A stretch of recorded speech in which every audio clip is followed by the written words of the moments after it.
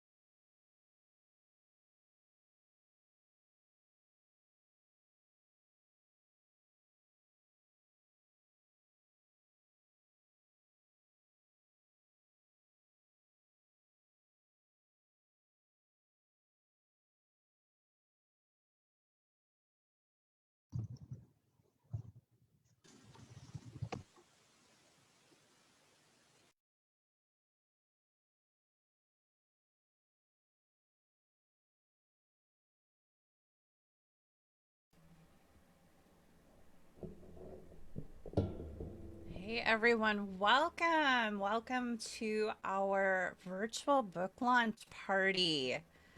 I am here with 18 of our contributors. Um, Still waiting for a couple of them to get on. Emily, are you able to look in the attendee section? Perfect. In case anyone came in the wrong way. right, welcome everyone. I'm so excited to see so many of you here this evening.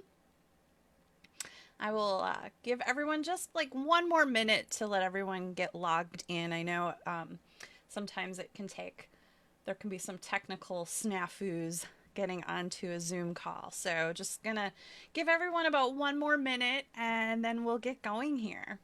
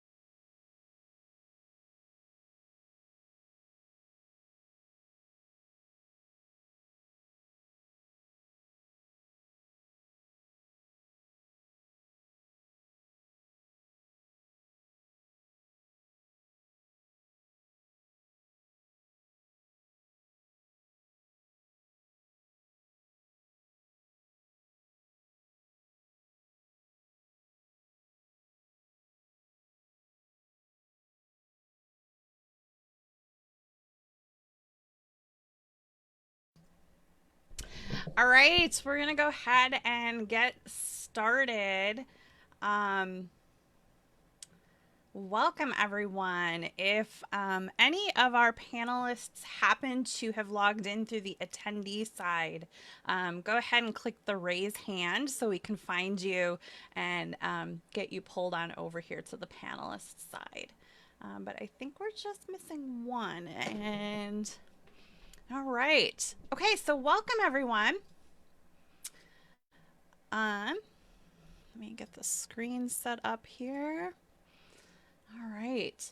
So, welcome everyone for our book launch party for the Concussion Discussions book. And full disclosure, it's a fake book. I just have a cover. um, but I just think the cover turned out amazing, and the back cover with all our contributors on it.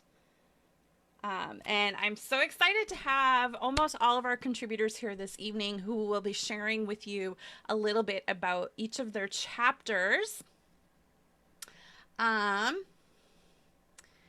all right, Emily, can you just confirm that you're seeing me right now? I'm getting some questions here in the chat. I can see. Yep. Just me, right? Yep, just you. Okay, thank you. I'm still new to the whole webinar side of Zoom. I know the meeting side pretty good. All right. So this evening, I'm going to introduce you to all of the contributors, and they're each going to have a few minutes to share with you their chapter of the book and why they chose that specific topic to share with the audience. And then we'll have a live Q&A at the end. So at the bottom of your screen, if you're on a computer, there is a Q&A bubble. And so you can open that to submit questions for our contributors. Please use that bubble and not the chat room, because the chat room will just go and we won't even see half of them. The Q&A feature is specific, so we can only see that on our end. So please use the Q&A feature.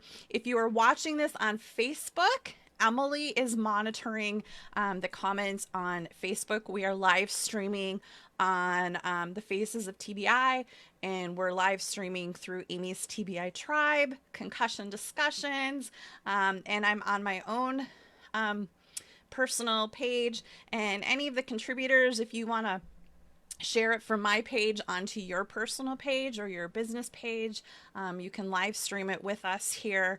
And Emily will try to keep an eye on any Facebook questions that we might get as well. All right, so let me introduce you to everyone. I'm going to bring everyone on the screen here. And let me see if I can do this.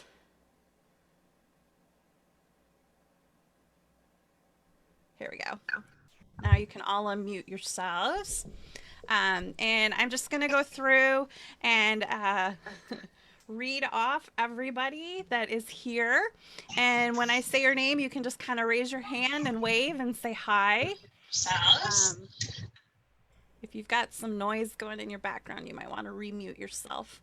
All right, we have Dr. Ayla Wolf from A Healing Response, Acupuncture and Functional Neurology here in Stillwater, Minnesota. Where's Ayla? There you are. Give us a wave, Ayla. Yay. We have Dr. Tatiana Habanova from Palm Beach Center in Florida. There you are. Takes me a minute to find you guys. Dr. Amy Moore from the Learning RX in Colorado. Hi, Amy. Dr. Spencer Zimmerman, Idaho Brain and Body in Utah. Idaho.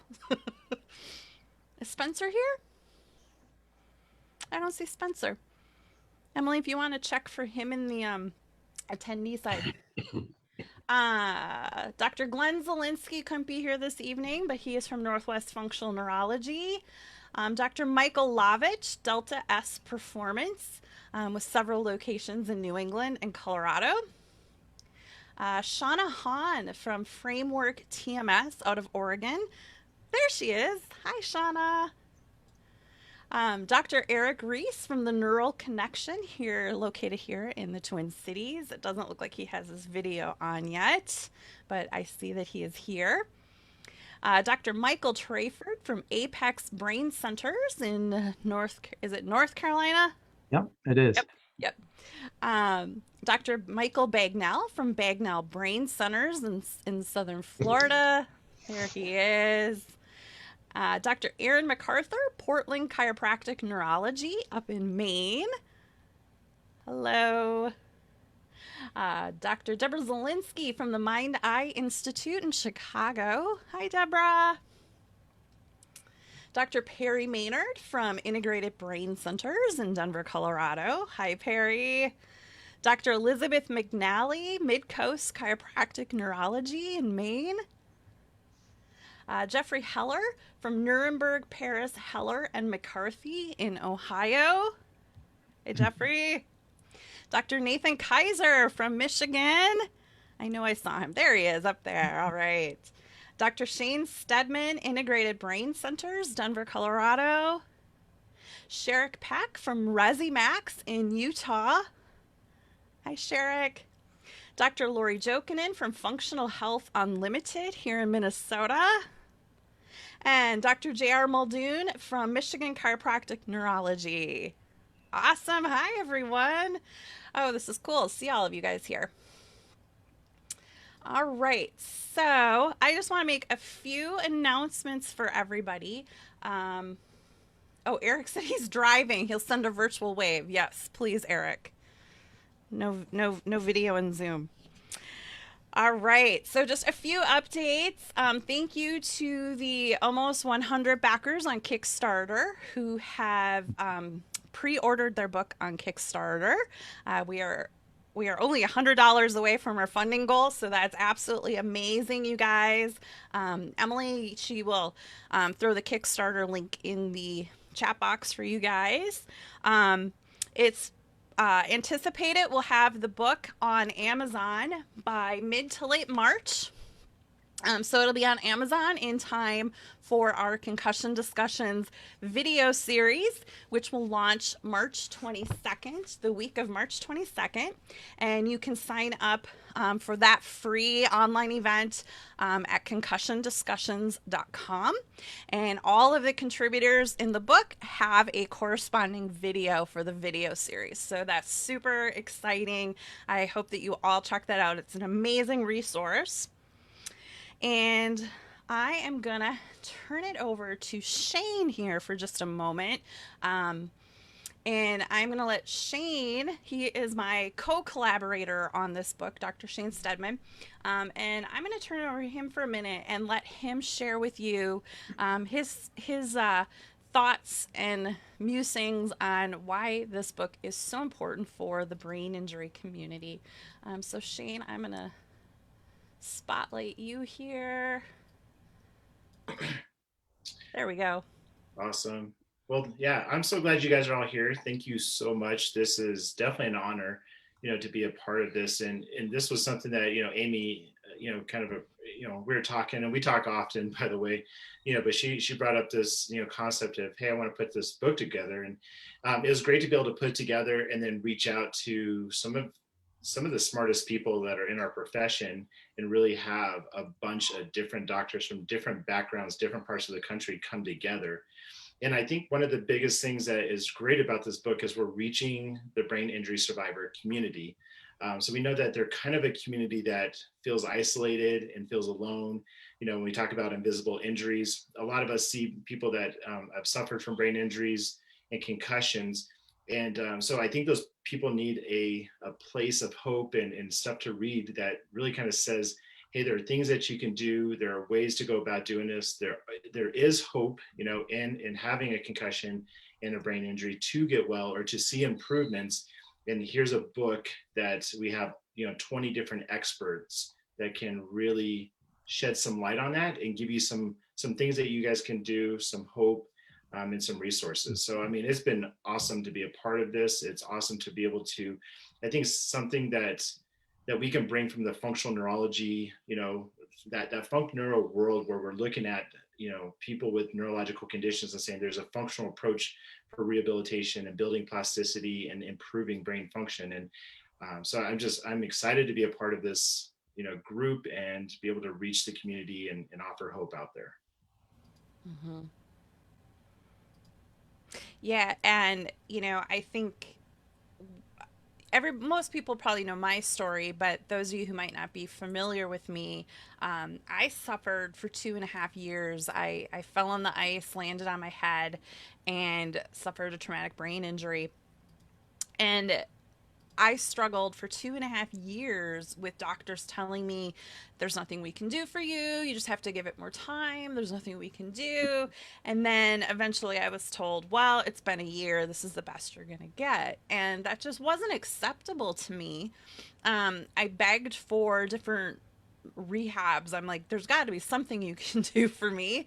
And I just wasn't getting any answers. And eventually I was sent for a neuropsych exam and was told I was just depressed. And they wanted to put me on Ritalin, antidepressants, and sleeping pills. And I looked at the doctor and said, how is that going to help my brain injury? And she just responded to me by saying, oh, we just have to fix your depression. And I walked out of that office and never went back. And that was at about 1.5 years. And so I turned to yoga and other alternative methods. And then about almost 3 years into my recovery, I found functional neurology, and it was a game changer. And I was like, how do people not know about this? How is this message not out in the world? How do people not know that this is available to them? So it's kind of become my passion to help people find proper resources like Funk Neuro or Nora ophthalmologists. And, we also have a lawyer in the book who specializes in helping people with TBI because that's an underserved community as well. People don't know who to turn to for legal help. And not all lawyers understand brain injury, right? Just like not all doctors understand brain injury. So this book was just kind of something that's been percolating in me for a few years. And like Shane said, we talk every other week. I think we have a chat, and I'm like, what do you think of this idea? And he was like, I love it. And so I started with my inner circle of doctors that I know, like, and trust. And that is who you see here tonight.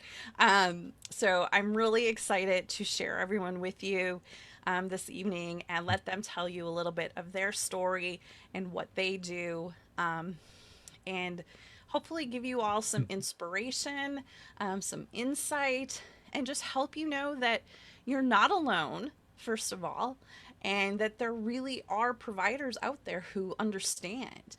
And if doctors are just telling you there's nothing they can do, move on. Find a different doctor, because as you'll see tonight, there are doctors who do understand. So I hope that you're all prepared to be inspired tonight, and find some hope if you're still struggling in your journey. So without further ado, I am going to start here. Let me find you. I'm going to start with Dr. Ayla Wolf. I just saw you. Now I lost you. Here we are. All right, Dr. Ayla Wolf from Healing Response Acupuncture and Functional Neurology here in Stillwater, Minnesota. So Ayla, I'm going to let you talk a little bit about your chapter. Okay. I was very surprised to realize it was right in front, chapter number 1. I first just want to say thank you so much to Amy and Dr. Stedman for making this happen. I do feel like this book it's very exciting to be able to bring so many different people and their perspectives and their experience together. I myself have had numerous concussions, and so I don't just specialize in this because it sounded cool and interesting, but because it was something that obviously is near and dear to my heart and my brain, as well, as we all strive to find optimal brain performance so that we can live the lives that we want to live. As a Chinese medicine practitioner, I realized that in this country, we don't ever hear about acupuncture or Chinese medicine in the mainstream media. We don't learn about it in school. It's not part of your day-to-day dialogue. And why would you go seek something out if you don't know anything about it and you don't know what it has to offer? And that's really why I wanted to write this chapter, is because Chinese medicine has a lot to offer people with brain injuries. The problem is that we aren't always speaking about Chinese medicine in a way that is useful or approachable for people. So I'm trying to really bring to light all of the neuroscience research that has gone into things like acupuncture and Chinese herbs, for example. I think in this country, acupuncture still has a stigma of being some super vague, undefined, mystical therapy that moves qi in the body. And therefore, as soon as we define it in that vague way, we take it out of the realm of what would be considered a viable treatment option for people with really complex issues like brain injuries. And that's a disservice to people. The reality is that there is a lot of neuroscience research looking at how acupuncture can change brain function, how it can change blood flow in the brain, how it can impact the immune system in the brain, how it can impact the growth of new neurons in the brain. And that research is very valuable. And part of what I'm trying to do is bring that research to light, because right now it's kind of stuck in these tiny little circles of neuroscience researchers and not necessarily making it into the mainstream and reaching the people who need to know about it. The other thing I wanted to talk about in this chapter too is this idea of Chinese herbal medicine. And I realized that when we label Chinese herbal medicine as such and say, oh, have you ever used this or have you heard of this? It's kind of like saying to somebody, do you like Thai food? And it's like, well, I don't know. Do I like all 108 items on the menu? Like, I don't know. And if you've traveled to Thailand, you realize that Thai food is very different in northern Thailand versus southern Thailand. And so the point that I'm trying to make is that in the world of functional neurology, everything we do for each individual patient is so specific. And in my clinic, I have specific Chinese herbal formulas that address the lymphatic system in the brain. I have specific formulas that address the inflammation that might be happening within blood vessels, which is different from a formula that addresses inflammation that's mediated by the glial cells, specifically the microglia, and yet another formula that specifically addresses, say, blood flow to the deepest structures within the limbic system. And so there's a huge amount of specificity within formulating a specific formula for an individual patient and then applying that. So this chapter is really just an invitation to start looking at Chinese medicine as a very unique but valuable scientific treatment that's available that can make a big impact on people with brain injuries. Yeah, awesome. Well, thank you so much for being part of the book. And it's been really great getting to know you. You're local to me, so I have been able to come in for some acupuncture, and it's been wonderful. So thank you so much for being here tonight. Thank you. All right, next up. Who's next on my list? Ooh, Dr. Tatiana Habanova. Let me find you. Here you are. Dr. Tatiana from Palm Beach Brain Center, located in Florida. So welcome. Thank you for having me. Good evening, everyone. Good to be here. Thank you, Amy and Dr. Stedman, for putting this project together, and to all the panelists and contributing authors. I'm very excited about this project. It's an exciting, unique project that I think will really help a tremendous amount of people. So I'm just honored to be a part of this and to be here tonight. And a little bit my chapter. My chapter is actually a real story. It is a story of a couple that I have recently had the privilege of treating through functional neurology, through clinical neuroscience, but it didn't start that way. And I wanted to share this story because I am a big proponent on people becoming more aware of the importance of doing regular brain health assessments. I know a lot of people listening tonight have experienced TBIs or have had brain injuries and have had to find ways to improve. And I encourage everyone to keep looking for those practitioners. And if your doctor is not giving you the answers you're looking for, to keep looking. Don't give up hope, because there are amazing physicians out there ready to help you with amazing talents and various different techniques. But I'd like to bring the idea that sometimes people may have had some traumatic brain injuries, like some car accidents or maybe some sports related injuries when they were younger or in the past years, and just thought everything's fine.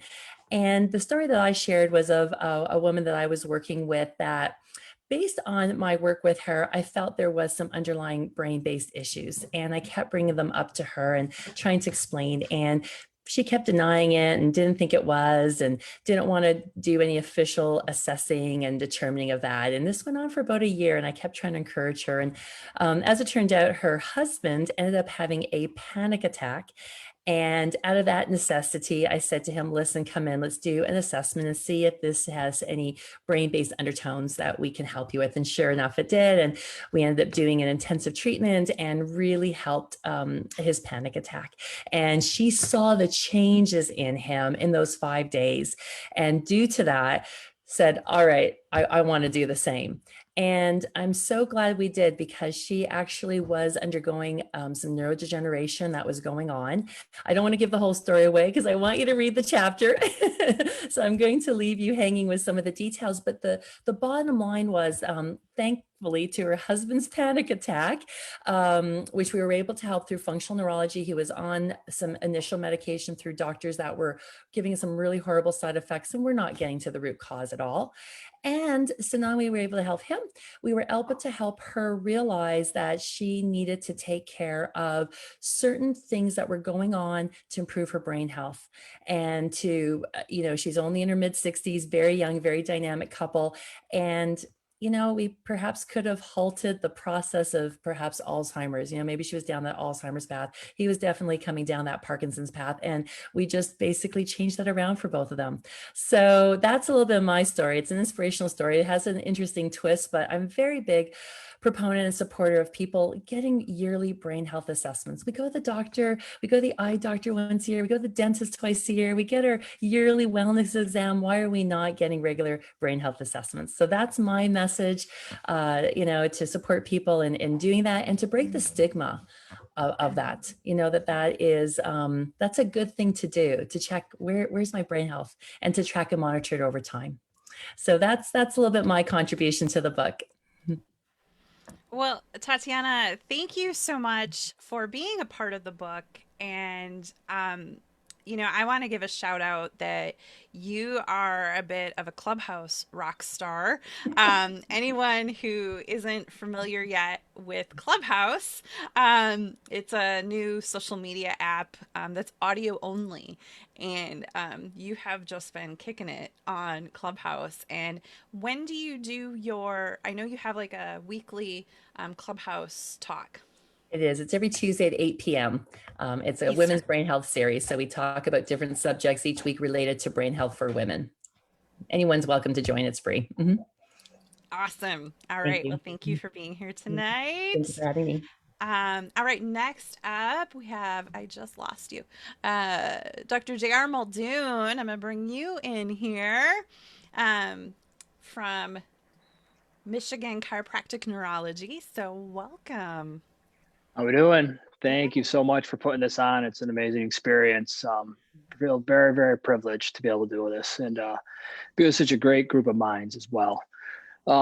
So yeah, one of the things that I went and talked about was, a lot of times it gets mentioned in there's the parietal lobe, but the big aspects of talking about that parietal lobe was kind of body mapping. And I wanted to give something that a patient could read, that a doctor could read, that kind of every angle could take a little bit of information from this. And what I mean by that is I kind of describe some of the things that somebody might come in and say so that a patient can read this book and see like, hey, I've told or I've described people this kind of stuff and nobody really gets it, right? So when we're talking about this parietal lobe, we're talking about our body mapping, knowing where we are in space.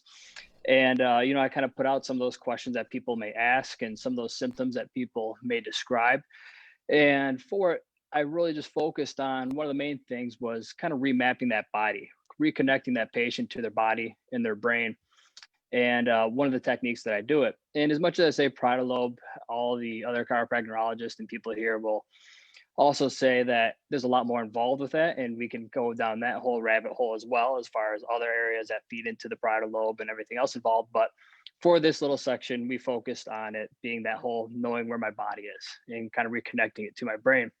And when you hear about people talking about, they just feel like they're floating around. They feel like they're hovering above the chair that they're sitting on. You got visual issues, depth perception issues, and all these other things that kind of all tie into that parietal lobe.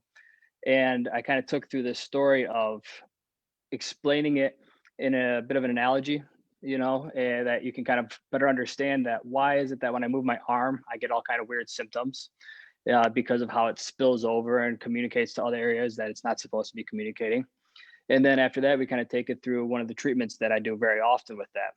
And, that treatment, I can give a little bit of kudos to Dr. Kaiser. He kind of introduced me to it as well, was by remapping each joint and to have that person kind of reconnect. And one of the main reasons I wanted to share this, though, is when you reconnect a person's body to their brain, they have this almost instantaneous relief, this letdown. You see their everything just kind of really change. And one of my favorite things that I've seen is, they start to like grab their own body, that it's finally shrunken down and they know where they are and they feel their own head. And it really helps to give that instantaneous improvement. And hopefully by kind of bringing this chapter in there, I can give the patient something that they can mention to their doctors. I have little tidbits on what doctors might be looking for when they're examining a patient. And so hopefully we get this outside of even the chiropractic neurology realm, and we have some other chiropractors, MDs, or anything else that read this, and they get that little tidbit as well, and they can kind of start to pick it up and either work on it or refer it. And some of the things that the patient can expect to feel when these things reconnect, and some of the things the doctor can expect to feel when that patient's kind of reconnected to their body and their brain. It was really fun to write this, and I'm so very thankful for both you guys putting this together and this opportunity. Awesome. Well, thank you for being here. I have to say I've enjoyed every single chapter of the book. It's hard to pick a favorite, but thank you so much for being part of the book and being here this evening. And I know that you might have child duty, but I hope you can stick around for the Q&A. All right, next up, I have Dr. Amy Lawson-Moore, and let me find her quick here. There you are. All right, Dr. Moore from the Learning RX, located out of Colorado. Welcome. Thank you. So I too am very excited to have contributed to this book. So thank you, Amy and Shane, for coordinating this effort. So I am a cognitive psychologist, and I'm in charge of science and research for Learning RX. I'm based at the world headquarters of Learning RX in Colorado, but we are the largest network of cognitive training centers in the world. So we're in almost 40 countries. We have 53 centers in America, but we have 400 private practices that are also licensed to use our program. And so our primary focus, although we do cognitive assessment, is cognitive training. And it's human delivered. So there's a lot of press about brain training and brain training apps and computer games. But what we do is human delivered. We sit across the table from every client. We use a variety of hands-on manipulatives and intense mental games. And we train multiple cognitive skills. So working in long-term memory, attention, processing speed, visual and auditory processing, logic and reasoning. And most of our activities are paced with a metronome to increase the intensity. But of course, we know with brain injuries that we have to make adaptations for everyone, depending on the severity of their injury. But by the end of their training program, they're on the metronome. My team and I have published more than a dozen studies on this methodology in the past few years, including functional MRI studies that have shown changes in brain structure and function and connectivity. So really, really exciting work. And just happy to be able to share what we do with you guys.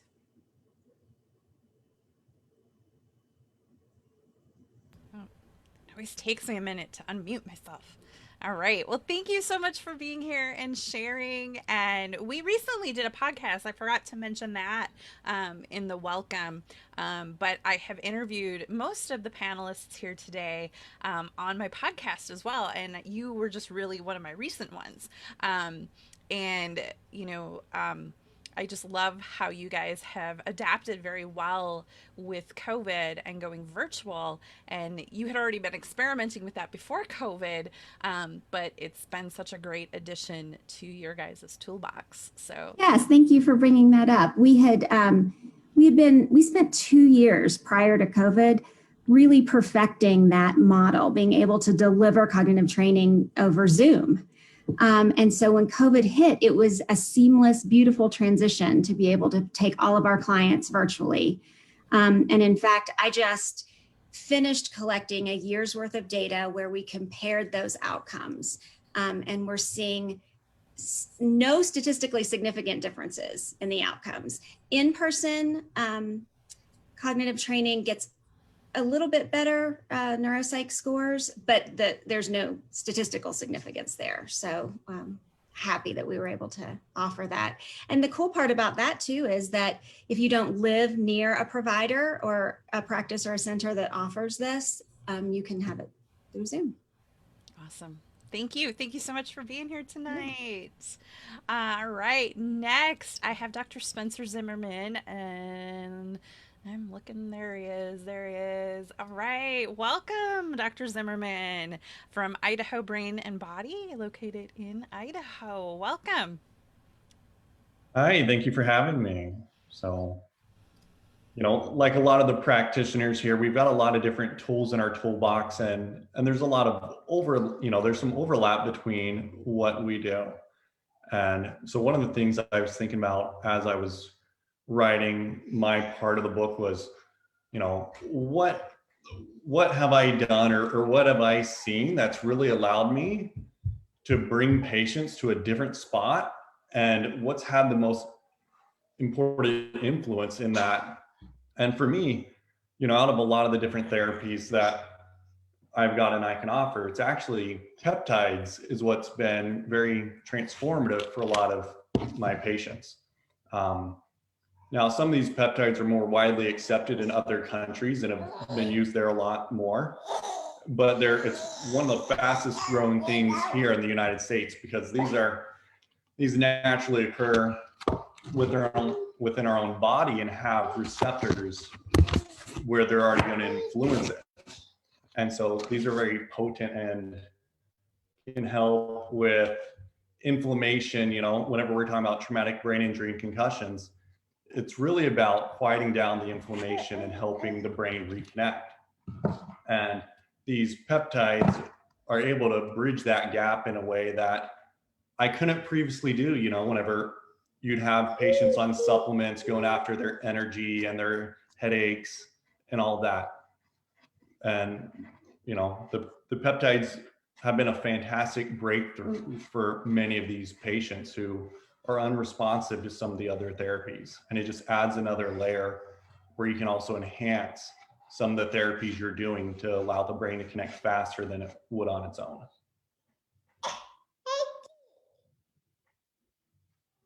Awesome. And I see you are also on double dad duty tonight. Yeah. It took me a minute to realize there was a small human on your lap. Who's this? This is Alana.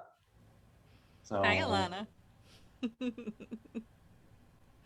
Wonderful. Well, thank you for being here. And you also, we just recently did a podcast as well. So definitely everyone can check that out.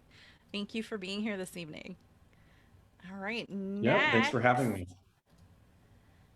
Next up, we have Dr. Michael Lovich. All right, I'm looking for you. There you are. Here we are, Michael Lovich from Delta S Performance. And you have, I'll let you tell everyone, I know that's a pretty cool virtual background. I'll let you tell everyone where all you are located, and then let you talk about your chapter. Yeah, after working with a number of patients in functional neurology, I realized that, especially when you have a dizziness or a vestibular issue, sometimes the ride to the clinic might be the worst part of the day. So the goal of the clinics that we have are to have a bunch of small, intimate settings for patients, so that way dotted around different parts of the country, so that way we're able to get to where patients need us to be, instead of having these like great flagship clinics with all the high tech. Not every time do we need to use all that high tech for every patient. So we have locations in Hampton, New Hampshire, Providence, Rhode Island, Boston, Massachusetts, and we're coming to Western Massachusetts hopefully later this year. And then I'm also in Colorado, in the north side of Denver and Boulder. Excuse me, I'm dealing with this cough, so I might be hacking a lung halfway through this. I apologize in advance. So what my section of the book, or actually our section of the book, was, because it definitely wasn't just me by myself. We talked about 3 different cases that came through our clinic, and talking about their patient experience, not only with us in particular, but also with their experience of what they were dealing with before they found us, and then what they were dealing with after they found us. Because not every time does a patient come in and we resolve a situation. Sometimes we're just part of the solution, which is why I think looking around, we've got, what do we have, 20 people here. We have people from like Deborah Zielinski from doing more of a vision therapy approach. We've also got Shauna Han doing more of a functional psychiatry approach. And so I think that knowing that we're part of a team at our clinics, in our Providence clinic, we're actually, we partner with a functional medicine psychiatry clinic with a DO and a nurse practitioner on hand. So we're able to really try to create this holistic approach where we can own what we're experts in, and we can also work collaboratively with other doctors in the area who can help make sure that we're not missing parts of the puzzle.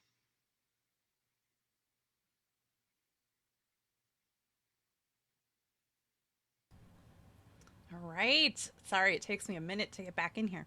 Awesome. Well, thank you so much for being here. And we recently recorded your interview for the upcoming video series. And so I'm really excited for everyone to see it and just get to know you a little better. And hopefully anyone in New England area watching can reach out if they have any questions. So thanks for being here. Of course.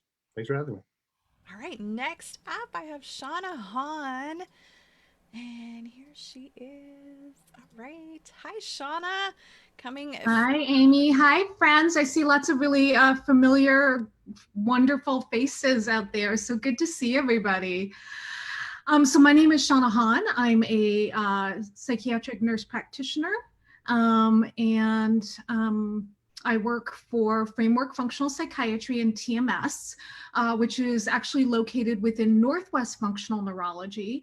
And I work with Dr. Zielinski, the other Dr. Zielinski, Dr. Glenn Zielinski, my spouse. We have integrated TMS, which stands for transcranial magnetic stimulation. We've integrated that into treatment for almost 2 years now. We've treated a few hundred patients.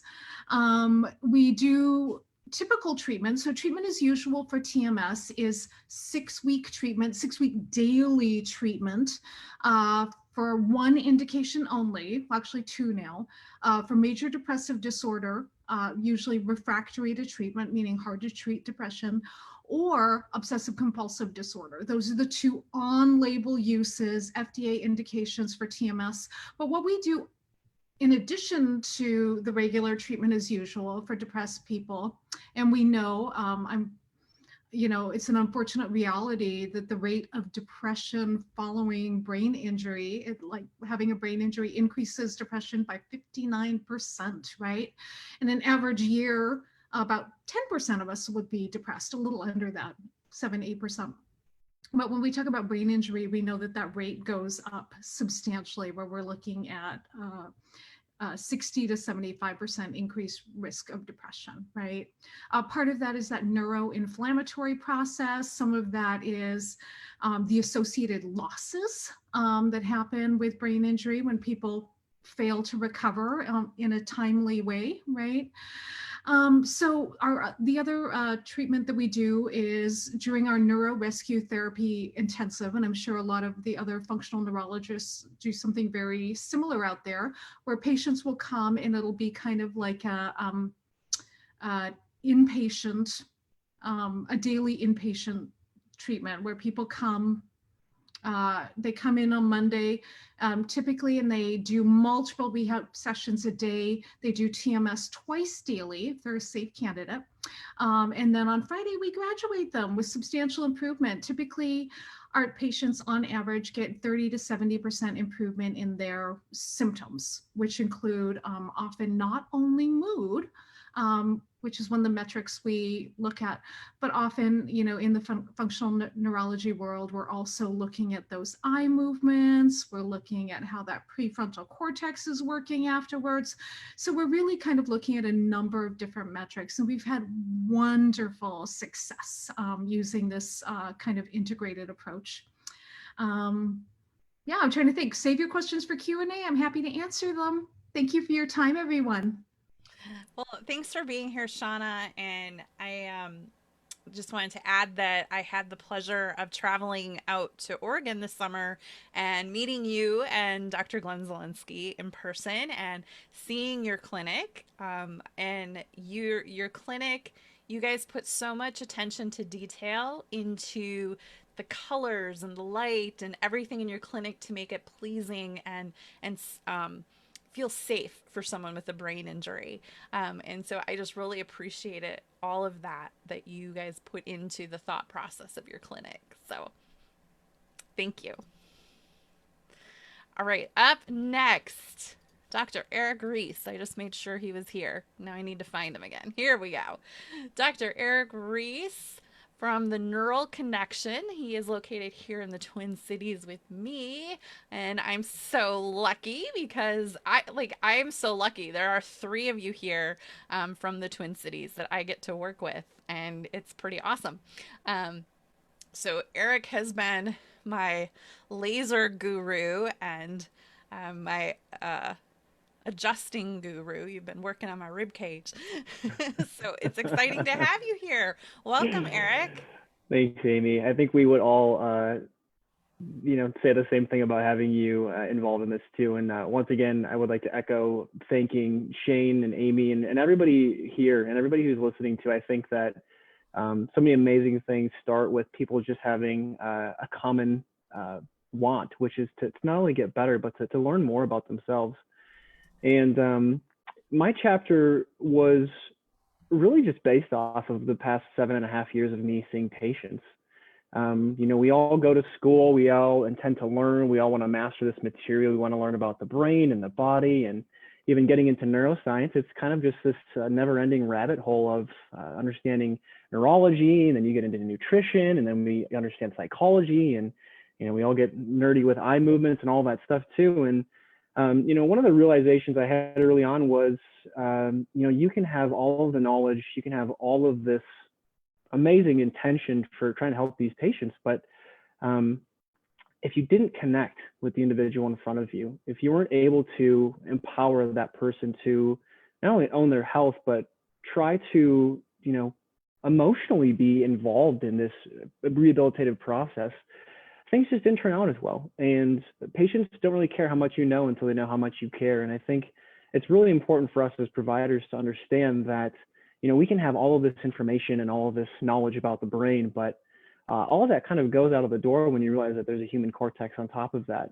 a person sitting in front of you who has beliefs and perceptions and values and all these amazing things that make us who we are individually. I think the chapter was really designed to give people an understanding that they're not stuck that way, right? They're not broken. They never have been, and they never will be, no matter what they've been made to feel by their providers and individuals in their life. And so I really wanted to empower people to understand that there are options out there. There are solutions to their problems. And for a lot of us out there, we're so used to digging and digging and digging and being the quarterback for a lot of these individuals, where a lot of them don't have advocates.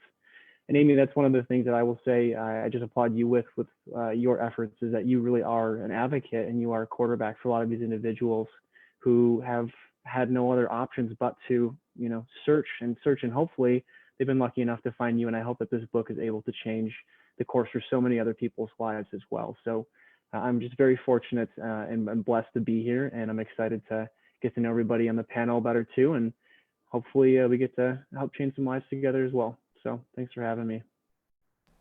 Absolutely. Yeah. And you're so right. If you followed my story, I know you've heard me say this a million times, but when I finally found functional neurology and had my initial exam, literally 2 minutes into it, I was validated. I was told, yes, your symptoms are real. They're not in your head. And so I think what you address in, if your patient can connect with you and trust you, that's a huge part of their recovery right there. Yeah. So thank you. Yeah, thank you. All right. Up next, Dr. Michael Trayford from Apex Brain Center. There you are. Welcome. Located in, I don't know, is it sunny right now in North Carolina, or is it cold? And it's been raining for 2 weeks. Oh. Somebody commented on, I can't remember if it was in the Facebook or the chat, but they said that they've been working with you and they love you. So well, thanks so much. I appreciate you. And you're doing a masterful job at operating the board there. Fantastic. So thank you, Amy. Thank you, Dr. Stedman. Thank you to all the contributors. Just love hearing what everybody's talking about and contributing to this thing that is brain injury, functional neurology. I've been at this for 20 plus years now, hard to believe. You can see some of the grays right here. They've been around for a while. So our part of this is the concussion addiction conundrum. There's really not a person that is treating any type of brain injury, but particularly concussions, that isn't dealing with some aspect of learning and behavioral dysfunction, particularly addictive and compulsive behaviors. I've been plugged into the mental health realm for many, many years. Now, we, by design, are not a mental health providership here. We work very well with residential, intensive outpatient, independent counselors, different types of programs. So we understand the world very well, and they understand what we do very well. And it's important because, you know, the mental health sciences and the neurosciences rarely get together, and we've made it a mission to really bridge that gap. So, you know, the obvious, the concussion addiction conundrum, you know, we know people that drink and use substances naturally have brain injuries. That's the easy part. So we try to talk more towards the other end when people have a hit to the head, particularly, or have a brain injury, particularly a hit to the head or whiplash injury. The predilection and relationship to addictive and compulsive behaviors is very, very high. There are pre-existing conditions, people going in with ADHD. We know their recovery from concussion is much less than someone that doesn't have pre-existing issues. But the fact is, when somebody has a hit to the head or whiplash injury, they have brainstem injuries, they have sensory integration problems, they have autonomic dysregulation, they have all of these things that basically hijack their frontal brain that leads to or compounds addictive and compulsive behaviors. Now, this is not just substance use, alcohol, you know, pot, opiates, things like that. There's so many addiction, concussion connections. But like you were talking about, Amy, people that just get labeled, you know, they get labeled as being depressed or anxious or this or that. Well, of course, you know, there's reason for that, and there's psychological reason and there's neurological reason. So we just want to get people to understand how we can address this brain-body connection that others have touched upon, that is so incredibly important. When somebody's rooted more in their body, their brain simply works better. They have better control over their frontal higher human functions that can regulate other more primitive drives and desires and cravings that one experiences. So we just wanted to talk to that. There's a story in there. Just had a consult today, which you reminded me of this, Amy, a consult with a woman today from New York. And she's 10 years past her concussion, and all she's done for the past 10 years is treat with benzodiazepines, SSRIs, psychotropic drugs like Risperdal and others, and nobody has addressed a single physical symptom with this woman. And you simply can't get to it just based on the obvious of 10 years of no improvement. You can't get to the root of it without addressing these brain-body connections through eye movements, balance systems, and a lot more that we talk about in the piece. So that's what we're talking about. Awesome. Yeah. And you know, you're so right. You got to address the entire body, and that includes mental health as well as physical health. So thank you for bringing attention to such an important topic. Thank you. Okay. Who's next? Dr. Michael Bagnell. Let's see. There he is. From Bagnell Brain Center in sunny Florida. You guys are at least sunny. Sunny South Florida. That's right. Well, Dr. Tatiana is just up the road a couple hours, but yep, sunny South Florida. Yes. I'm actually really enjoying the speakers. And, you know, I just am always impressed that many of our colleagues, you can learn so much from each individual, like this week with Dr. Treyford and I and Dr. Kaiser, just having some time. But all right, so our chapter, what is it about? Ta-da, dolphins. Not the Miami Dolphins, of course not. But this actually is a really interesting component to my life. And I just kind of poured it into the chapter. And thankfully, I have my son who edited it and your editor, people who helped put it into the proper English framework. But it's really about this experience that we came into with the dolphins and integrating water-based and land-based functional neurology into a model to help people recover in another way. Again, like some of the docs have said, you know, there's different tools, there's different ways to consider things. We spend a lot of our focus considering the vestibular system, how it integrates into the whole brain, how it's injured, and how that can disrupt many things. But you can never leave out the mental health component, like Dr. Trayford. I love all these components that we're discussing, because you really have to, like even Eric said, you got to have a bandwidth of understanding in many of these areas when working with people that have such complex injuries.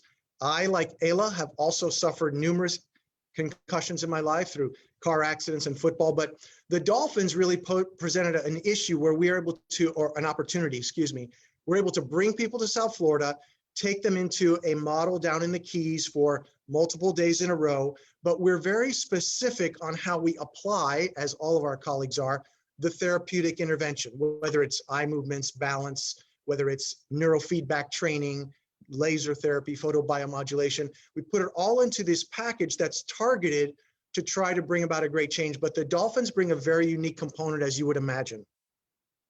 We developed in-water activities to cause activation to the brain, the vestibular system, and other areas when you're in this environment of floating, of course, the vestibular system. And our real key is, I guess I could simplify in the chapter, is my experience, my father's experience, who had a traumatic brain injury in the 70s, and I grew up with somebody really not understanding what he was dealing with, except the addictions, like you said, Dr. Trayford, the things that I had in the own home, and then coming into the understanding later that brain injury is a serious issue. It not only affects the person, the family, the children, the grandchildren, many repercussions. So the Dolphin chapter hopefully will give you a little window into how we bring this about, how it developed in my own life, how I really originally wanted to be an oceanographer.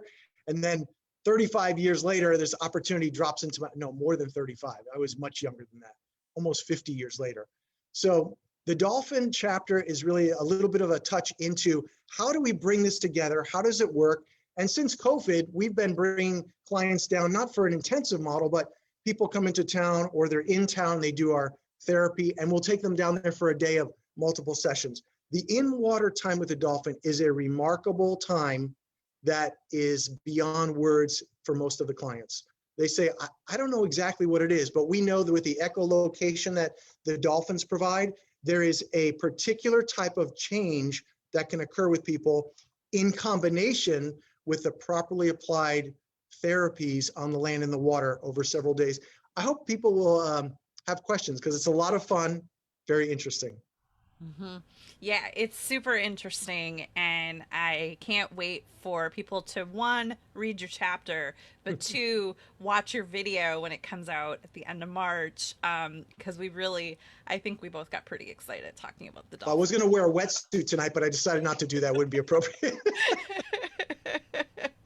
Well, thank you. You might have your swim trunks on under that jacket, though, for all we know. I can't say. My wife's watching. She wouldn't want me to do that.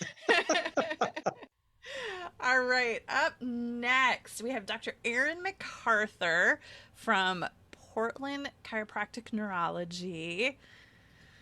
Oh, where are you, Aaron? There you are. Welcome. Thank you. Thanks for having me. I can't believe you made me follow up the Dolphin guy. I don't know how I'm going to do better than that. The guy was amazing. I loved it. Yeah, we talked about oxygen in my chapter. I brought hyperbaric into my office probably 4 or 5 years ago. And when I brought it in initially, I didn't really know a lot about it. We knew it was safe.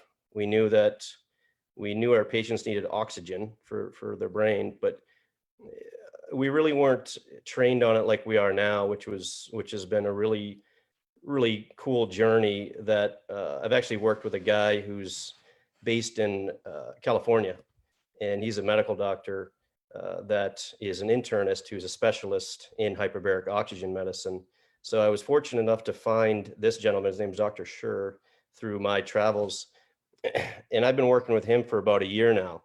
And since we've been working with him, our practice, we've really understood what's happening with hyperbaric at a much deeper cellular level physiologically. That's been extremely important for application in my practice, because we're dealing with a lot of concussion patients, we're dealing with a lot of other types of patients too, but concussion patients, when we look at creating neuroplasticity, which is what most of us are doing here, we know that our neurons to heal and regenerate need activation, they need glucose, and they need oxygen. So in many of us in our practices, we're very good at applying activation to these areas of the brain. But I was looking for a way to apply more oxygen to the system. And to do that, I would use a lot of chiropractic techniques, other breathing techniques. But when I found out what hyperbaric oxygen therapy could do, it was an extremely exciting avenue for me. And the way it works, and which is what I really talk about a lot in my chapter, which I won't get into too much because you have to know how it works in order to understand how it might help your brain injury. And to do that, we have to apply pressure. And when we apply pressure to the body, something really miraculous happens where oxygen diffuses directly into the plasma or fluid of our blood. And that fluid content increases with oxygen. And now we no longer rely on red blood cells to carry oxygen anymore, because our oxygen is now freely floating in our plasma. And so this oxygen-rich plasma penetrates deeply into our brain and the rest of our body and saturates our neural tissue with oxygen at levels anywhere from a few percentage to 1200%, depending on the level that you use, allowing these neurons to utilize this oxygen to create energy, which is what they then create cellular contents and restore and regenerate. But when they heal and they have enough of this energy, they then have bonus amounts of energy, and they start connecting with their neighbors in creating what we call neuroplasticity, and create new neural connections, especially in these injured, hypoxic, metabolically inactive areas that require energy to heal. When you combine that with the neurological work that we do at the office, we've noticed just tremendous changes in patients, supported by growing research in the area. But clinically, we've just been really able to help a ton of patients. And I now in my practice, what I say is I don't ever want to treat another concussion patient without also using hyperbaric oxygen therapy, because it's been such a useful, helpful tool that we've been able to apply, and it's really easy to use. Just takes some time to kind of learn the mechanisms and some of the safety aspects of it, but it's been really wonderful for us and a fun journey. Well, and you mentioned Dr. Schur, and I thought that would be a good segue into just mentioning our Brain Injury Awareness Day event on March 16th. Dr. Schur is part of the Quiet Explosions movie. He talks a lot about HBOT in the movie, and I believe 7 or 8 of the cast and crew from that movie will be a part of our Q&A at the Brain Injury Awareness Day event. So I wanted to segue. I thought that was so cool when I saw you citing him in your book. So thank you. Yep, you're welcome. Thank you. All right. Up next, Deborah Zielinski. There you are. Welcome. So thrilled to have you here, Deborah Zielinski from the Mind Eye Institute in Chicago, Illinois. One of the most brilliant eye doctors I've ever met. Many of you are probably familiar with her work and the book, The Ghost in My Brain.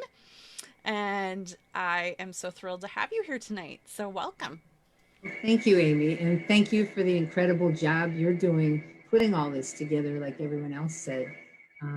Dr. Wolf earlier mentioned about how neuroscience keeps coming up with these discoveries, but it doesn't get into the mainstream. And Dr. Lawson was talking about how people with brain injuries have to adapt, and you need to make these adaptations because the brain injury patients don't react the way everybody else does. And as an optometrist, that's kind of what we do. We create an adaptation for brain injured patients by updating the regular eye exam. So the neuroscience research shows that, to make it simplified, the eye is connected to 4 main places. And obviously one of them is for seeing, but there's 3 other main places. And one is connected with mood regulation centers and motivation. And then another part is connected with sleep centers for jet lag. And then another part is connected with posture centers. So when you use eyeglasses, you can affect the mood, the posture, the sleep, as well as the eyesight. And then if you take the eyesight centers, they're split into what's on your side, your awareness of a background, as well as whatever's in front of you that you're paying attention to. So we split things into mind and body. And in the mind, you have attention and awareness. And in the body, you have tolerance and recovery. So my particular chapter was saying how in brain injured patients, I took 3 different aspects of what brain injured patients come in saying to us. They're 20/20, they see fine, their eye doctors say they don't need a change in glasses or they don't need any glasses, but that's one aspect. So when we're evaluating brain injured patients, many of them complain of light sensitivity. Many of them complain of something called POTS, the positional orthostatic tachycardia syndrome, where their blood flow regulation isn't quite right. And then another bunch of people have a lot of medications.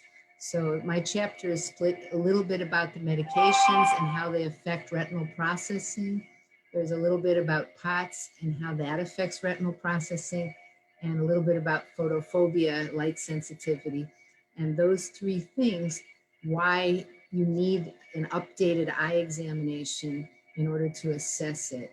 And when you start putting eyeglasses on to affect comfort rather than eyesight, a lot of our patients would way rather see 20/25 and be comfortable instead of seeing a sharp 20/20 and being miserable. So it's kind of a balance between eyesight and comfort.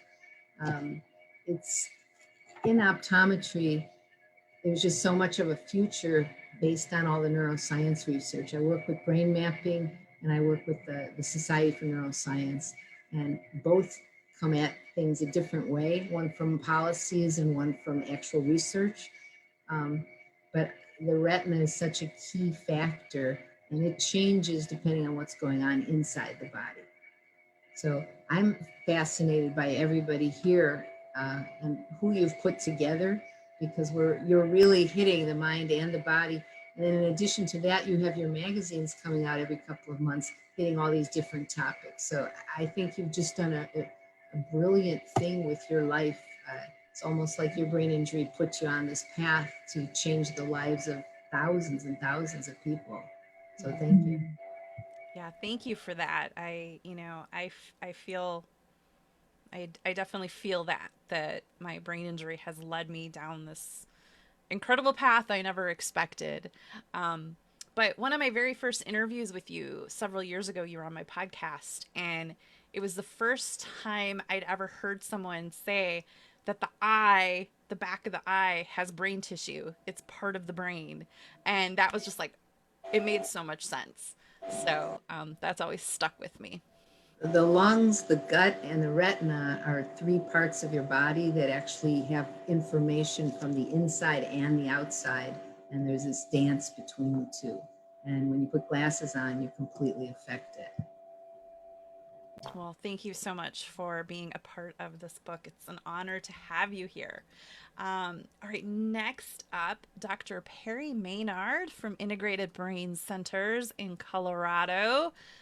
Here we are. Welcome, Perry. So I had the pleasure of working with Perry this summer. I had been having some weird, it was only when I laid on my back, I would get a little bit of a movement. And he did about, I don't know, you worked some magic and he made it go away. So that's what I can say. Well, it's all that matters. Just Yep. I took a magic wand and fixed it all up.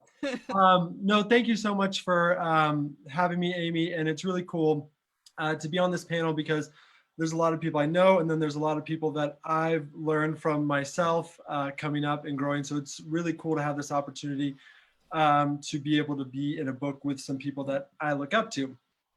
So the purpose of my chapter was to discuss dizziness. And the reason I chose dizziness is that it's such a common symptom that individuals discuss after a head injury, right? People have headaches, they have fatigue, they have dizziness, all these different symptoms. And through my time in clinical practice, I found that dizziness was one of the most common ones, right? But it also came with so many other things that people explain, right? Whether it was vertigo, whether it's lightheadedness, whether it's I get anxious when I'm in busy crowds or whatever it may be. I found that it was really, really important to understand what made someone dizzy, what gave someone vertigo, what made someone lightheaded after a head injury, because most people after a head injury were experiencing it.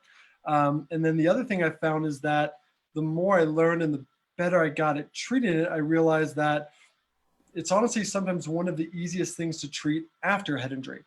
And so many people that I would see would go 6 months, 2 years, 10 years with debilitating vertigo, right? That didn't need to be there. So I wanted to write in this chapter to give people kind of my thought process of how I think about dizziness, right? Because so many people, and I have patients all the time that say, what about this modality for my dizziness? Or what about this modality? You know, everyone wants to use certain modalities to fix a problem that's really more complicated. So the point of the chapter is really kind of to break down and make dizziness very simple. And for people to think of dizziness in this way, that dizziness for the most part after a head injury is a mismatch between usually about one of three systems, to keep it simple. Either your visual system, your inner ear, or your neck or your body, for the most part, right? There can either be damage to one of those after a head injury. So maybe I bruise my actual inner ear itself or damage the nerve. Maybe I get whiplash, or God forbid something actually happens to my eyeball itself. But more commonly, it becomes an issue or a mismatch between those three systems, right? So if I turn my head to the left, how do I know that I turn to the left, right? My inner ear gives me a certain velocity signal. My neck or the muscles in my neck kind of change length. And then my vision gets feedback from the world moving the opposite direction, right? And if all three of those things match, I feel pretty good when I turn. If one of those systems says you turn to the right when you actually turn to the left, I might get a little nauseous, or I might get a little anxious. I may have brain fog. I may have memory issues, right? All these different things. So the point of the chapter was, I tell my patients this all the time, is the key with anyone suffering from dizziness or vertigo is you have to figure out what system isn't working and then what systems are trying to compensate for it. So once again, an individual who may damage their inner ear may get a really stiff neck, right? And the reason that happens is because the brain's trying to compensate and saying, okay, well, I'm no longer getting good input from my inner ear every time I turn. I need to get more input from my neck, right? So then we can kind of have an idea of where these things are coming from, right? And figuring out where that mismatch. So the point of the chapter is to kind of walk through how each of these three systems maintain equilibrium, how vision gives you a map of where the world is, how your inner ear gives you a map of where your head is, and then how your neck gives you a map really where your head is relative to your body. And so you can start to see how if I don't know where my head is because I have an inner ear issue, I go to reach for this cup over here, my visual map could be skewed because my vision is built off of or integrated with where my head is, right? And so whenever there's skews in these maps, individuals get dizzy. They get motion sick, they get all these different symptoms. So I wanted people to think of it in a different light so that they could understand, oh, it makes sense that maybe my chiropractor could help with my dizziness, or maybe it makes sense that vision therapy would be helpful, or vestibular therapy, or all three together. And to take kind of the guessing out of it of like, I don't really know, this person hung me upside down by my toe and they said they might fix my problem. I'm not really sure. They'll have an idea that what they're doing kind of makes sense. And then I briefly talk about what type of testing we use personally, but maybe what type of testing you want to look for your doctor to use to be able to tell you where is the mismatch and then figure out how do you fix that mismatch. Because what's really cool with dizziness is that if you can find that mismatch, 70% of the time, changes happen really quickly. So patients suffering from dizziness can make changes within minutes, within days, within hours. So I think that's why I really like working with individuals suffering from vertigo or inner ear disorders, is because these things adapt really, really quickly and some really cool things can be done. And honestly, there's not a better group of clinicians. There's a lot of people in here I know that I've learned from that do wonders. So thank you so much, Amy, for having me. And I hope that my chapter is helpful in having someone find help sooner rather than later.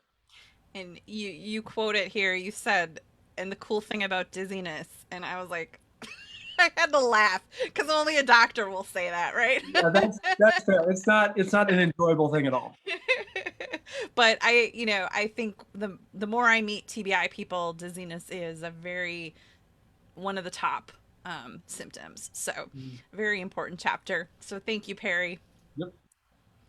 All right, up next, Dr. Elizabeth McNally. There she is. And she just recently wrote an amazing article in one of our last magazine issues. So welcome, excited to have you here. Thank you for having me. So it's kind of nice to follow up, Perry, because you were just saying, Amy, that dizziness is one of the number one or one of the biggest symptoms of TBI. And then another huge symptom is what my chapter is on, and that's headaches. So what I talk about more or less is, because there's kind of a couple different types of headache patterns that we see in patients that have had a TBI.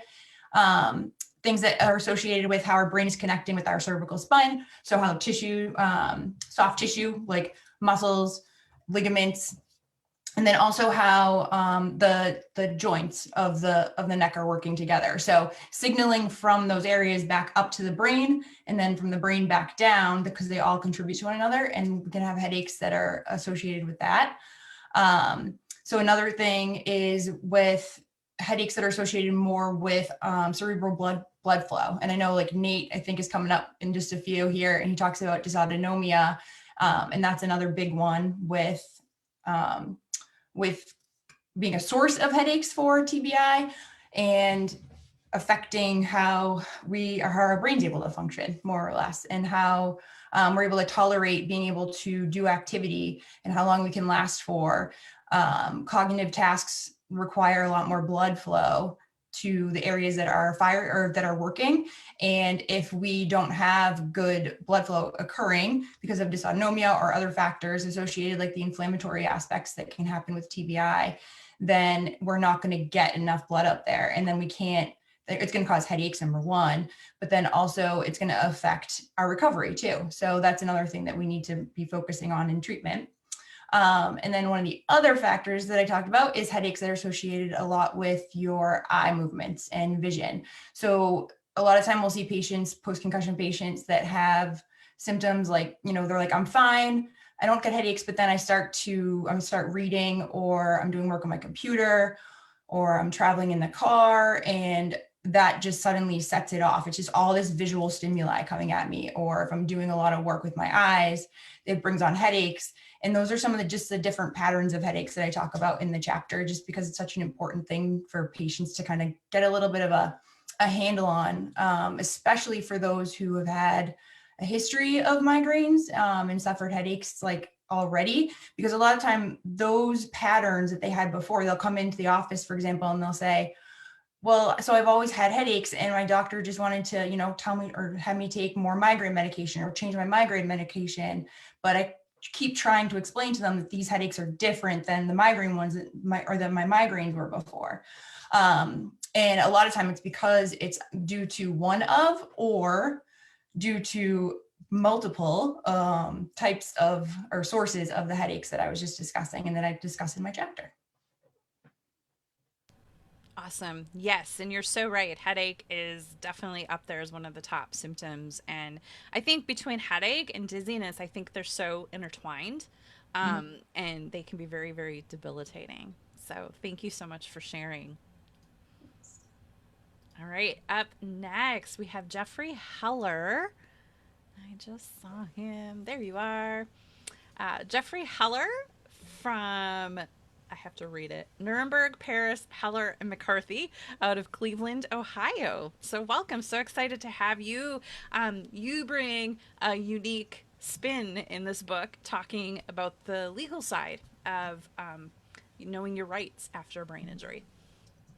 That's right, Amy. Thank you so much. And thank you to all the clinicians for being here and allowing me to be a part of this anthology. A lot of people are probably wondering, why is a lawyer a part of this anthology? And I can explain that very easily. All the clinicians in this group are treating traumatic brain injury survivors. And behind each one of those survivors is a story.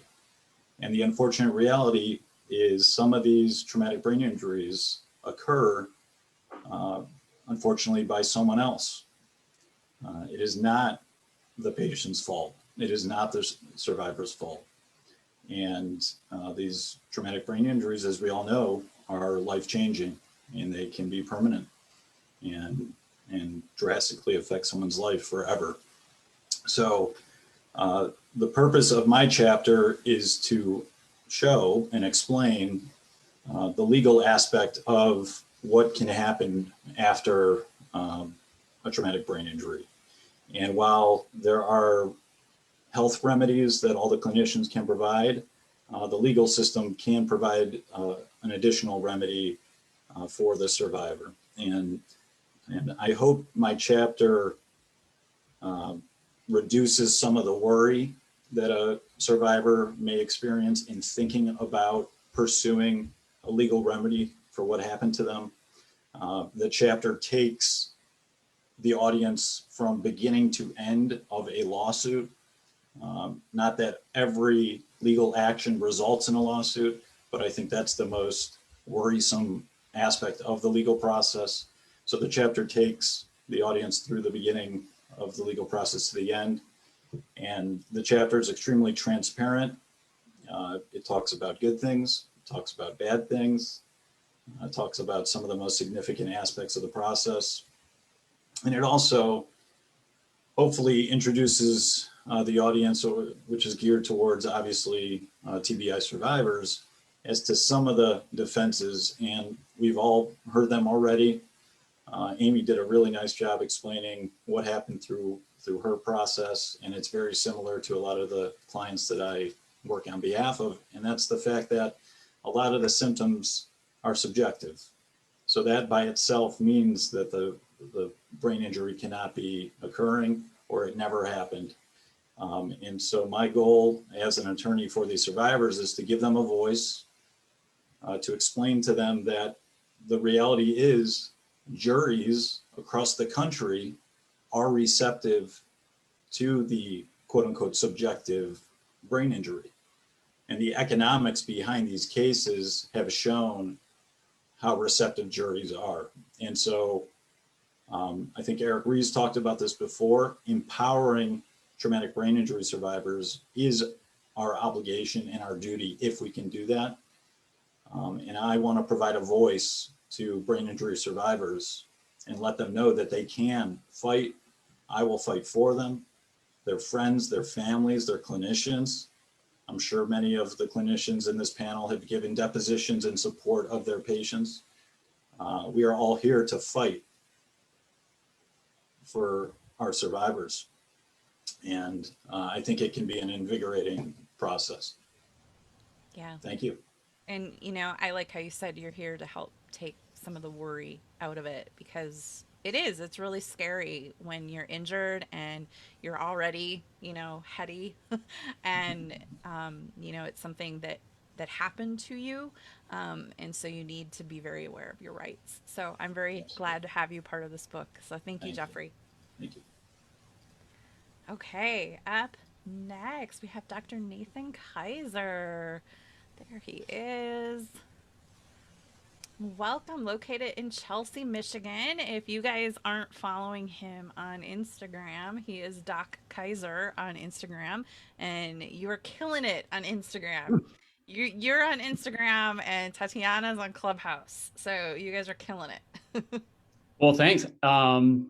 I don't know that killing it, but I have a lot of fun doing it, so that's a good thing.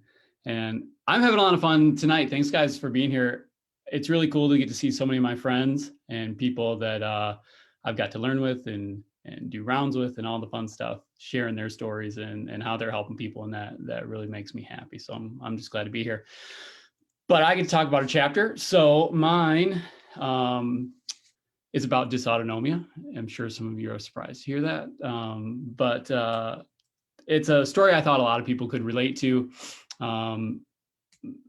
it's just an idea on how to kind of walk through a different framework with how to look at people with problems with autonomic nervous system problems. As most of you guys know, if you progress from concussion into kind of a post-concussion syndrome or a refractory concussion, then we see about 70% of those folks end up with autonomic dysfunction, which is like a big deal, especially because autonomic dysfunction is probably going to be the thing for most people where it is going to be the hit or miss as to whether or not they recover well or not. And I think it fits in nice and tightly with what everybody else is speaking about here, because we're seeing a lot of different windows into how that autonomic system is affected.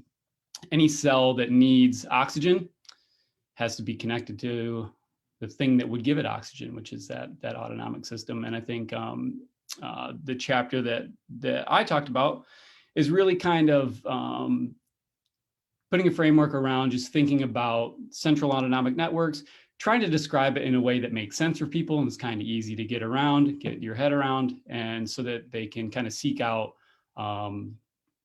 things that would be best for them in order to kind of resolve that problem. And I hope that it's useful, and I hope it's really helpful for people that they get a chance to read it. So go buy the book, sign up. I don't know how you do it, but Amy, tell them how to do it, and let's get it done. I guess that's Emily's cue to post the link.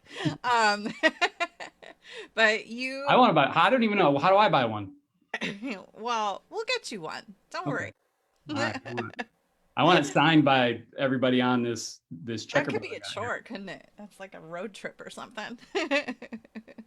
But thank you for being here. You're my autonomic guru that I go to when I have my autonomic issues. So thank you for being here. Yeah, thank you. Okay, up next, Dr. Shane Steadman. Here we go. Welcome, Dr. Shane Steadman from Integrated Brain Centers in Denver, Colorado. My co-collaborator on this amazing book. So yeah, let's hear a little bit about your chapter. I'm just so happy to listen to everybody else. I just want to hang out all night. I mean, it's just so great to see, Dr. Kaiser and Trayford, and I'm just like, ooh, what are they going to say? So yeah, this is awesome. My chapter, I took a little bit of a different spin. I really wanted to kind of, focus on kind of melding together the functional neurology and the functional medicine components. Because one of the things that we hear from almost every single patient, and definitely those with brain injury, is brain fog. And we almost always get asked, like, why do I have brain fog? How do I make it go away? What's causing my brain fog? I can't function. Even this today, I was working with a patient, and she's like, my brain is so foggy that somebody asked me a question, and the only thing that came out of my mouth was rainbow. So we hear all of these brain fog symptoms, and I mean, it's always in there. It's like dizziness, headache, brain fog. I have weakness, neuropathy, brain fog, and so I really wanted to kind of put some information together to help people understand, like, here are things that cause brain fog. There's definitely a neurological, neuroinflammatory piece to it that makes sense. So when people do have brain inflammation, or when they have a brain injury, the blood-brain barrier actually opens up to allow the immune system to do its job. But in doing that, it creates a lot of brain fog, and it's really good. This is where hyperbaric comes into play. And all of these practitioners here have tools that will address brain fog. And this is why most of them have even said, like, oh, I did some work and the patient said their brain fog is better. So there's definitely a neurological component, but what I find missing often is that functional medicine side or the nutritional side, and so in that chapter, I gave, here are some things that you can do to work on brain fog, as simple as fish oil or turmeric. And I really wanted to lay that out. So there's a part in there that's kind of geeky, because people who love the geekiness and the science, I wanted to put that in there. But then I tried to say, here are some very simple, easy things to read that you can implement today to see if you can help with your brain fog. And what are some things that you can do to not contribute to that? So having a brain injury and then eating pizza is probably not the best thing for your brain, but having a brain injury and eating something that's healthy could be really great. And so I find that very often in what goes on out there is not this understanding of functional medicine and neurology and how to put those two worlds together. And so I wanted to kind of bring that piece to the chapter because everybody on this panel is brilliant. And I was like, oh, I don't want to duplicate what they do. So that's really kind of how I came about the chapter, is I really wanted to bring something a little bit different that was kind of fun and easy to implement. So that's all brain fog. You know, and I have to say too, when we started this and we got everybody lined up, and I had everybody tell me what their intended topic was, because I didn't want to have too much, like I didn't want to have 4 people write about headaches. And it blew my mind that you guys all came up with completely different topics. Like there's barely any, I mean, it all overlaps because it overlaps, but there's no overlap in actual topic. And I just was like blown away that that happened. Yeah, I've been shocked as well, because like, I read through the book and, in everybody's chapters, and I was like, oh, this is completely different. Everybody had something unique to bring to the table. And I think that's what's making this book that much more special. Yeah, I agree. All right, thanks, Shane. Next up, I have Sherrick Peck from Resi Max in Utah. Welcome, Sherrick. I'm so excited to have you part of this book, and I know you work with some of the Funk Neuros here, so with your Resi Max tools. So it's exciting to see all of everything kind of comes full circle. Thank you, Amy. I'm really in awe to be with this group, and I hope I have something to share. I came at it from a little bit different approach. My chapter is entitled Reconnecting the Central Nervous System. And really, as I started thinking about it and going through it, I decided to start writing the story of my life here. I hope that it's something that everybody enjoys, but my own experiences that taught me so much. I suffered a stroke, a vertebral artery dissection at the age of 17, and had to kind of start my life over again. And so I talk a little bit about those experiences. But right now, I don't really want to talk about that so much. I just want to whet your appetite because I think everybody needs to get the book. I am happy to say I have run a Kickstarter campaign, and I want to congratulate you. You just a few minutes ago went over the top. Your campaign is now funded. So that's a wonderful step to be in a campaign. What I want to talk about for just a couple of minutes is a patient that a physical therapist asked me to come and collaborate with her on approximately 3.5, 4 months ago. So I came up to their clinic and I said, okay, what do you have going on? Well, this individual had been in a car accident. Well, I can't remember if she was on the bike or the car, but anyway, spinal cord injury at mid-thoracic spine and paralysis below the level of the injury. In fact, her right lower extremity was completely paralyzed from the hip down. Hasn't been able to move the toes, hasn't been able to move the knee, nothing, and no sensation in 9 months since the injury. And in 9 months, the brain's kind of, figured out that that part of my body is not coming back again. And so anyway, I came to the clinic to work with this other therapist and this individual. And I listened to her and I saw her moving her other leg. And I thought, her brain is just not connected with that foot and leg anymore. And I wondered if there was something that we could do to help her brain remember where that foot and that leg and everything was, and if we could wake it up. So I developed this tool a few years ago, and many of you have seen it, the Pain Tuner Pro. But one of the things we designed onto this device are some wings so that we can get in and work with it's kind of an ancient Chinese technique called gua sha. And we just attach that to vibration. So we turn on our device and I said, okay, your job for the next 10 minutes is just to try and cover every square inch of skin from the tips of her toes all the way up to her spinal cord injury. And in 10 minutes, she was able to start moving every single toe independently. She was able to move her ankle. I remind you, 9 months, this thing had been completely dead. She'd had to be in a long leg brace if they were to get her standing up in an AFO. Anyway, we started having them wake up her nervous system from the periphery all the way up. And 3.5 months later, she's now walking with a walker. She's able to go up and down stairs, things that were just absolutely impossible to even think about just 3.5 months ago before we started waking up her nervous system. Now, a lot of my story is about how vibration can do that.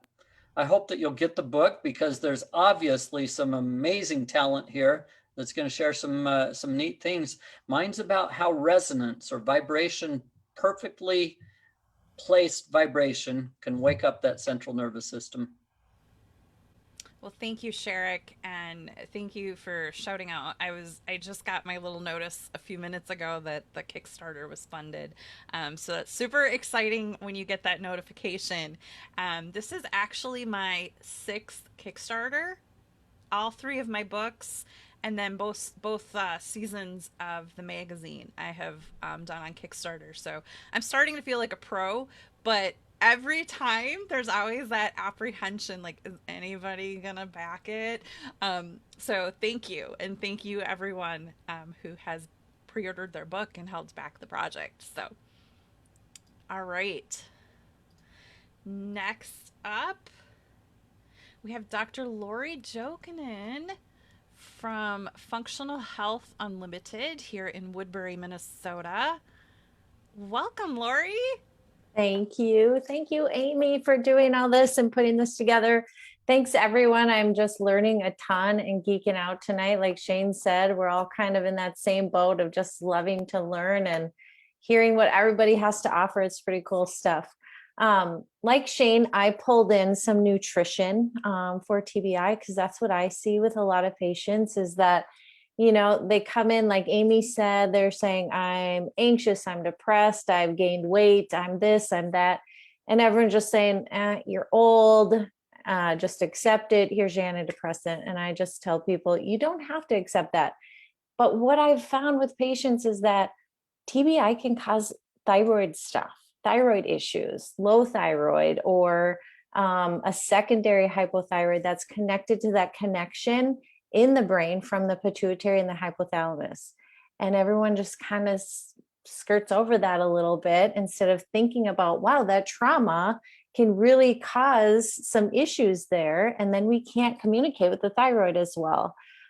So like Shane said, neuroinflammation, of course, can contribute to that, but also just that physical trauma. These patients get put on opiates, of course, they're necessary sometimes, or glucocorticoids to bring down the inflammation when they're injured, but long-term that can have some effects. And I just wanted patients to know, even if they've had their thyroid checked, a lot of the times it's not a complete panel. So there's different things you want to look at or different tests you want to do. So just empowering them to know, even if they've been to the doc, they may not have been evaluated completely.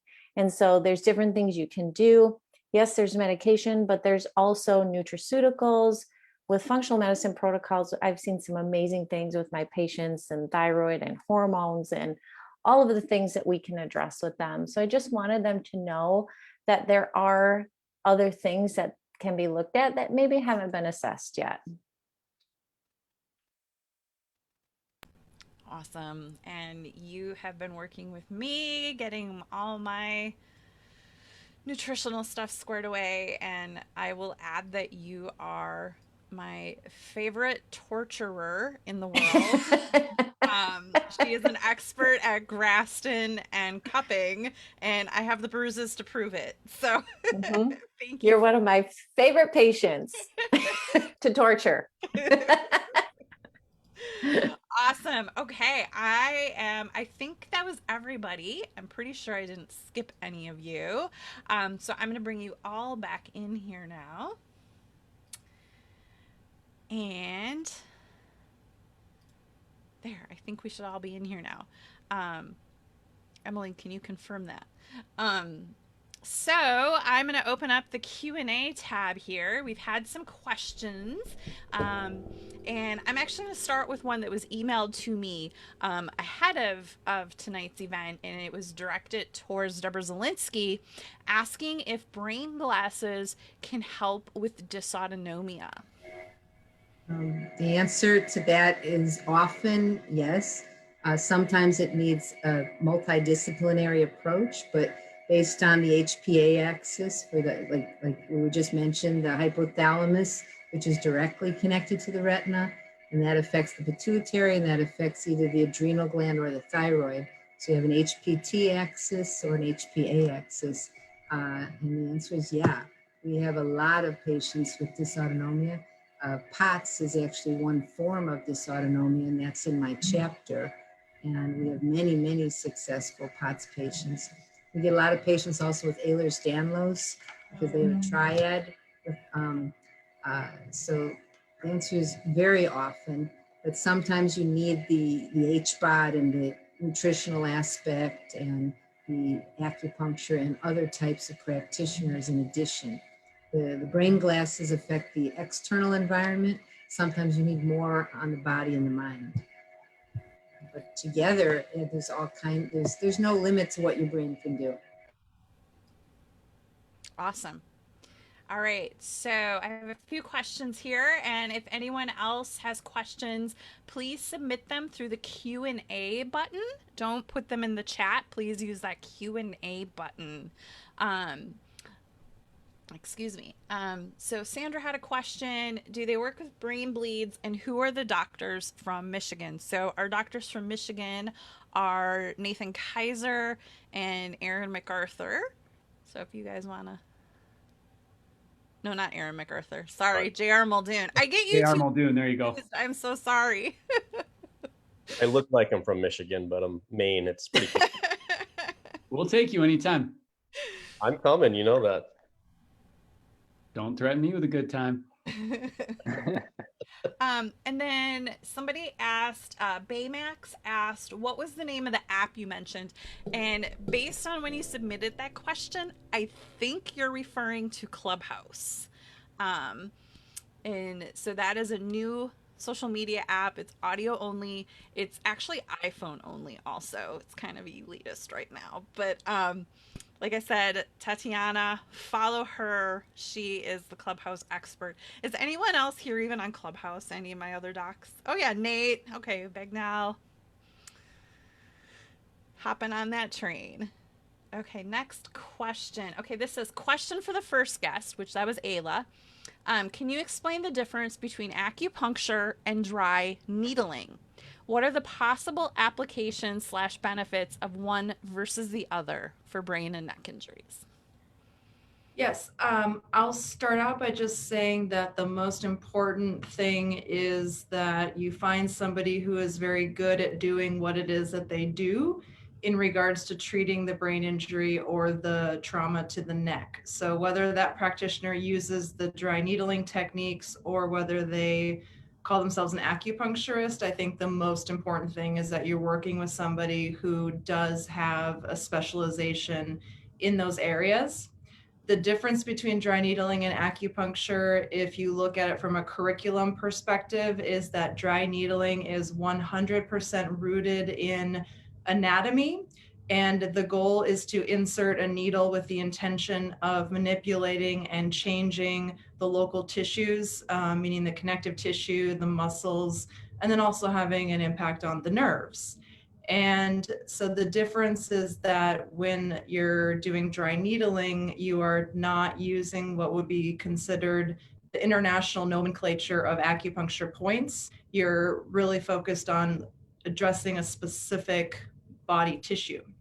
So if I have someone that comes in, they've had whiplash and a concussion, if I am trying to get into the levator muscle or the upper trapezius and I'm inserting a needle, one could say that I am performing dry needling because I'm not inserting a needle with the perspective of trying to use the Chinese medicine theoretical map or Chinese medicine meridian system when I'm working with that patient.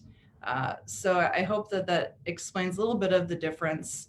But again, I think the biggest important piece is that both of them are beneficial therapies. Both can be very effective. And just make sure that you work with somebody who is very well trained in the therapies that they're doing, and you'll likely get great results. I had heard, Ayla, that if, and I don't know if this is true, this is why I'm asking you, the difference between dry needling and acupuncture is the education, that there's different levels, or is that right? Not necessarily true? Right now, in terms of the dry needling curriculum, it's all over the board. So when I lived in Texas, for example, a physical therapist could take a weekend class and then start performing dry needling, which would be very different from, say, a Chinese medicine practitioner who did a 3 to 4 year program with 1,500 hours of clinical supervision of acupuncture, and then goes on to take 4 national board exams and then get licensed by their state's medical board in order to then insert needles into the body. So you're looking at a big difference if you're talking about a 16-hour training in needle insertion versus a 3,000-hour program. Having said that, obviously a physical therapist has an amazing already an amazing educational foundation of the body and on anatomy. And so there are dry needling programs that are much more extensive than a 16-hour course. The problem is the regulation piece is very different state by state. So in some states you can get by with no regulation, and in other states you might need to do more extensive training. And so that's where I say the biggest kind of take-home message there is just ask the practitioners, what their level of training is, how long they've been practicing the dry needling or the acupuncture, what their background is, and if they do specialize in traumatic neck injuries and traumatic brain injuries. Great, thank you. All right, our next question. What are some of your top tips to reduce brain fog? So Dr. Stedman. Well, now you're just gonna have to read the book.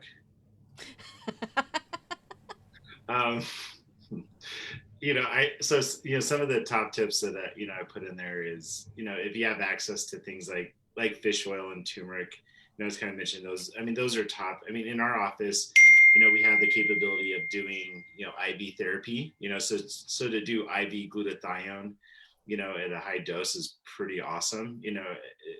Dr. Zimmerman can talk on peptides. Those are pretty awesome too. So I think in the clinical practice, we have things where we can really pack a punch to reduce, brain inflammation. But I think the things that are home that you can do is simply, make sure your blood sugar is stable. That is one of the things that if I could just, pull my hair out and scream all day in the office, is like, please keep your blood sugar stable. Even my last patient of the day, I walked out late because I got done with therapies and she looked really good. And then all of a sudden she just fatigued. And so we're talking about it. And she said, well, the only thing I had today was a croissant, cream cheese, and strawberries. And I'm like, are you kidding me? Like, that doesn't help your brain. You've got to have sugar. You have to have fuel. And so that's probably the top tip, is something simple. Just keep your blood sugar stable, and then you can do, fish oil, turmeric, some of those things like that. But everything else, you got to read the book, So, but if, Dr. Zimmerman wants to chime in, or everybody else, I mean, we've all kind of seen these different things. I mean, HBOT could be really good too. So deep breathing, and some of your meditation stuff could even be, some really simple things to help with brain fog. All right, our next question is for Dr. Zimmerman, and hopefully he knows what this means, because I do not. What about stem cell treatment in exosomes? Did I get that right? Dr. Zimmerman?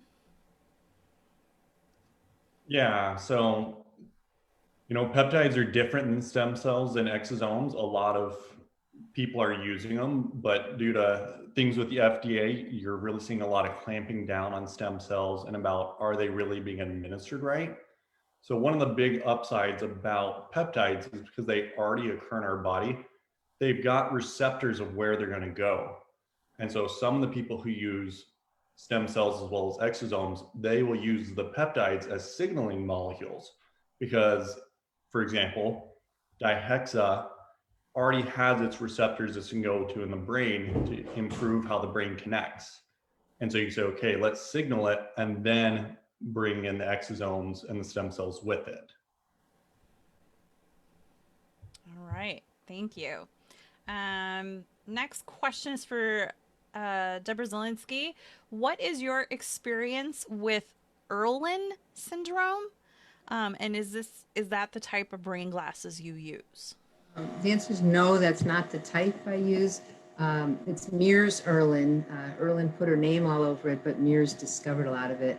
I worked with the United States Navy it's gotta be 15 years ago now or so, because they had a lot of people who had the Mears-Irlen syndrome. It's got different names. Sometimes they call it scotopic sensitivity syndrome. It basically means that the peripheral part of your eye is not working right. So the question is, do I use Irlen lenses? The answer is no. What Irlen lenses are is colored lenses. And the way they choose them is they tell you at the Irlen centers to go get an eye exam anywhere and have a prescription. And then in that prescription, they'll put a particular color. And you'll get 2 colors to choose from. And you'll say, which color is better, A or B? And somebody will say, I'm more comfortable with B. And then they'll say, okay, how about B or C? And you'll say, I'm more comfortable with still B or D. And it's more of a trial and error of what color makes you comfortable. And then they put it into whatever glasses prescription you bring from an eye doctor. And then you wear it for a while, and then you go back after a few months and you get a new color. What we're doing is something very different. We're linking eyes and ears. And when we synchronize your eyes and ears, sometimes it does require a color, but other times it requires a prism. Other times it requires lenses. And it's working on the relationship between the central and peripheral retinal receptors. So the whole prescription method is really different. It's not, the Irlen lenses still have you seeing crystal clear out of each eye centrally, and it's not adapting to the peripheral. I hope that answers the question. Thank you. All right, the next question is for Dr. Kaiser and Dr. Zielinski. If you are doing vision therapy with a Funk Neuro ongoing 2 times a week, how often do the glass prescription from Dr. Zielinski potentially prescribes need to be updated? Do either of you have POTS patients that recover completely? In my experience, the POTS patients always have a weakness, but I do have POTS patients that get their tolerance builds up. So if you have a huge tolerance, then not too much pushes you over the edge. When you have a small tolerance, then anything pushes you over the edge. So we do have POTS patients that are way more stable. As far as how often the glasses change, for somebody with POTS, we would tend to use 2 pairs of glasses, one that would be comfortable and one that would be a little bit harder. So we call it a discomfort. And we rock them between a comfort and discomfort pair. Just the same way you would do interval training on a treadmill. You can't always go the same rate. You sometimes have to push yourself, or the same concept as heart rate variability. And then I'll let the other doctor answer the rest of the question. Yeah, so the question, the first question is, do people ever get stable? And I think the answer to that is, most of the people on this board would say that there's a resounding yeah for a lot of them. But the big thing is really understanding what is the mechanism. POTS is a syndrome. It's a collection of symptoms. So it's an expression of a failure that has happened in the nervous system. So, you're looking at a panel of people that spend their life figuring out what is wrong with this nervous system and trying to figure out how to repair it. Most of what you look at in the research shows a lack of ventricular filling. That's been pretty well studied and corroborated with POTS. We no longer think there was a period where the predominant research suggested that people had genetically smaller hearts. They were getting smaller ejection fractions. It's just not the case. So most of the POTS treatments are kind of based around that original framework and have been modified since, when you look at the Levine protocols and things like that. But I think a bigger thing to think about is when we look at POTS, we're looking at a reaction. This is a reaction that your body makes to the context that it is in. Most of it centers around baroreceptor activity. Baroreceptors are reflexive receptors that live in parts of your heart, within the medulla of your brainstem, in the carotid bodies in your neck, in your kidneys, and all these areas sense the amount of pressure that's in these systems. The other big component are chemoreceptors. Again, but these are all reflexogenic things. The chemoreceptors help us understand how much carbon dioxide is in the bloodstream at any one time. And this is kind of the really important part. So if you think about, like, if you had, I don't know, like, let's say you really loved apples and you never ever wanted to run out of apples in your whole life. And you decided you were going to pay to get a sensor put in your fridge so that you never run out of green apples, right? So you'd always want to make sure you didn't have like a sensor that would tell you when you do have green apples. You want to know when they're getting low. And that's the way our brain works. We don't really have a whole lot of signaling property for oxygen because we've got it. What we really want to know is when carbon dioxide is starting to rise, and that signals some vasodilatory effects in the brain. And this is very important because it mitigates some of the responses that we have through carotid body receptors in the neck, and then also in the heart and in the kidneys. So when we think about POTS and we talk back to this idea that it's a reactionary thing, it's a thing that happens, it's a normal thing based on the conditions that your body is in, then we have to understand what is failing in this baroreceptor network that is causing the body to perceive the need to increase this threshold. So that can be through hyperventilatory systems where we are blowing off too much carbon dioxide, which causes vasoconstriction in the brain, and we get what is called stagnant hypoxia in the carotid bodies. This is a common feature. So we can look at that. We can look at like, let's call Perry back in here. So we look at these different, we know that the baroreceptors have glossopharyngeal activity and are integrated into the brainstem and the nucleus tractus solitarius. These are super important for being able to actually integrate where is our head in space, where are eye coordinates related to space around us, and how are we interpreting gravity at any particular time. These are super, super important. And then the other thing that is very important is when we look at things like Dr. Stedman talked about and Dr. Trafer talked about, Dr. Muldoon and Dr. Peck and Dr. MacArthur, Dr. Bagnell, all these guys, forgive me if I'm leaving someone out, but are talking about these ideas of understanding where our body is in space. And there's a certain amount of availability that we have with metabolic capacity. It's well documented that we do not have an unlimited amount of energy available in the brain.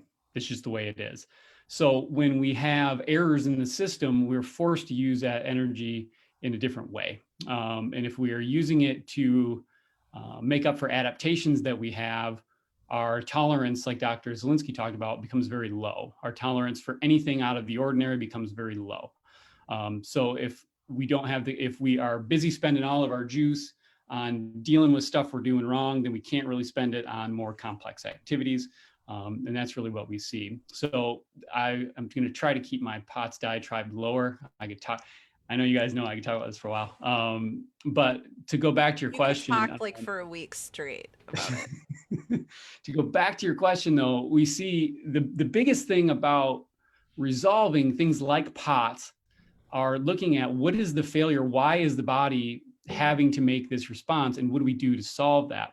And I think what Dr. Zielinski's doing is great. And she talked about using adaptive lenses, and it helps people feel more comfortable, which allows you to live a life, which is fantastic as well. So I think that comparison of being able to say, well, how do we live a good life, but then also try to solve this problem at one time, I think that's really useful. So that brings us around to the question of, like, how often do you change the glasses? You change the glasses based on what your level of capacity dictates. So as your capacity level increases and you're able to tolerate more and your visual system can deal more with the world at large, then that's probably a good time to swing back through and say, Dr. Z, what can we do? Let's see if we can turn up the juice a little bit. You know what I mean? But it's going to be based on your capacity levels, I think is going to be the simplest way to say it in a really long answer there. So that was probably my one chance to talk, so I took it. All right. And then from POTS, there's different types of POTS. Some gets triggered after puberty. Some are getting triggered now after COVID, and some are triggered from brain injury. So it's a lot of different kinds. And Absolutely. And that's kind of what I'm talking about. So when you look at like a post-viral POTS, you're looking at a virus deposition that's happened within actual brain tissue. Post-COVID, we're seeing the same things. We're seeing them, when we talk about Ehlers-Danlos, or we talk about different Epstein-Barr, we talk about all these different things that cause it. Post-viral is one of the most common causes of POTS. But as you're seeing with neurogenic inflammation, Lori talked about that. Dr. Sedman talked about that. I'm going to move on. I got more questions. Okay. Thank you, though. I have a question that came from Facebook asking if any of the practitioners can address light therapy, UVA, and red light therapy. Anyone want to take a stab at that? Did Trayford already leave? I know he was our guru here with laser. Yeah, he just left. Who else does laser? Oh, Eric's gone too. None of you want to talk about laser? Well, we use a considerable amount of biomodulation, as now the language has altered, and we use it not only transcranially, and we really try to follow the research on that based on how much of delivery. But I was actually talking today about the use of just red light therapy, and most of this comes down to, in the most basic way, increasing mitochondrial function. Increasing mitochondrial function because there are certain light sensitive elements in it, and the mitochondria, as everyone knows here and most people, it's the powerhouse of our cells, all of our cells. So it's going to generate ATP. So the thought process, the prevailing thought, is by giving some light energy. Red light in particular seems to be one of the most biologically active, and there's other wavelengths that are also biologically very active. But the red light therapy is a low-cost way to deliver this light source of energetic source to the mitochondria of your cells in different areas of the body and transcranially. And a laser would be a higher way of delivering that, a more coherent light, where the LEDs they're valuable. We're seeing in research that it does make a difference. So you just have to find a good source of that, a quality source of the light source, and make sure that it's, there's many different resources to check on that. I know Dave Asprey has some good resources about red light therapy. So there you go. Lasers, red light therapy, it's beneficial. The research is showing that it is beneficial, and you just want to get a good source. Awesome. Thank you, Dr. Bagnall. And then there was a question addressed to me. How long did you live with dizziness, and what modality ultimately resolved it, and has it ever returned? And my answer is I lived with 24/7 dizzy imbalance until I found functional neurology. And in my first couple weeks, it drastically reduced my dizziness. And then over time, probably over the next 6 to 8 months of doing my at-home exercises, it brought it way down. Like, my dizziness is almost non-existent now. I definitely have triggers. There's things that'll trigger it, like if I'm doing too much computer time, or the one trigger that I know is if I'm driving in the rain, the windshield wiper. That'll kill me if I have to drive too long with a windshield wiper on. But then I go see one of these amazing people, and they, Perry waves his magic wand, and I feel better pretty instantly. So it's a pretty easy fix for me now. But definitely, there is definitely hope with dizziness. And then I have a question for Dr. Amy Lawson-Moore. Yep, she's still here. Do you have Alzheimer patients that you see remotely? A great question. Yes, but with a caveat. Our patients with MCI, any level of age-related cognitive decline, need to have a spouse, a caregiver, one of their children, somebody available to manage the teleconferencing delivery. The tech support. Yeah, absolutely. And we also have to decide if they have the technology capacity, if they're able to interact that way, because we have to manage frustration levels as well. So, but yes, we do. Awesome. And one last question for Dr. Zielinski. In your experience, can or should PCS patients with history of vestibular issues adjust to progressive lenses? Most likely no. Or if they do, we'd have to start with a baby bifocal and build tolerance up to it, but usually no. All right. Thank you. Well, thank you so much, everyone. Thank you all for being here. This was an amazing evening. Thank you all for being a part of the book. Thank you to everyone who showed up and stayed through the whole thing. Thank you to everyone watching on Facebook. There's tons of you watching on Facebook. Thank you to everyone who has backed the Kickstarter. We're fully funded. It still goes through next Monday, so you still have time to pre-order through the Kickstarter. Thank you to each and every one of you for being here. All the contributors for you guys are what made this book amazing. So I just brought you all together. You guys put the magic into the book. So thank you all so much. Thank you, Shane, for your collaboration with me and your faith in me to get this done. You put a lot of work into this, Amy, so I want to make sure that everybody knows how much work you put into this, hours, dedication, talks, editing. There's a lot. So I hope, and I know everybody's thanked you. So, I mean, publicly, thank you, thank you, thank you. You're the glue that held this whole book together. Thank you. Yes. And, getting doctors to get things in on time is sort of like hurting the cats a little bit. So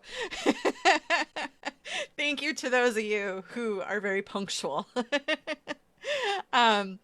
So thank you, everyone. I just can't say thank you enough. This is technically the fourth book I've birthed.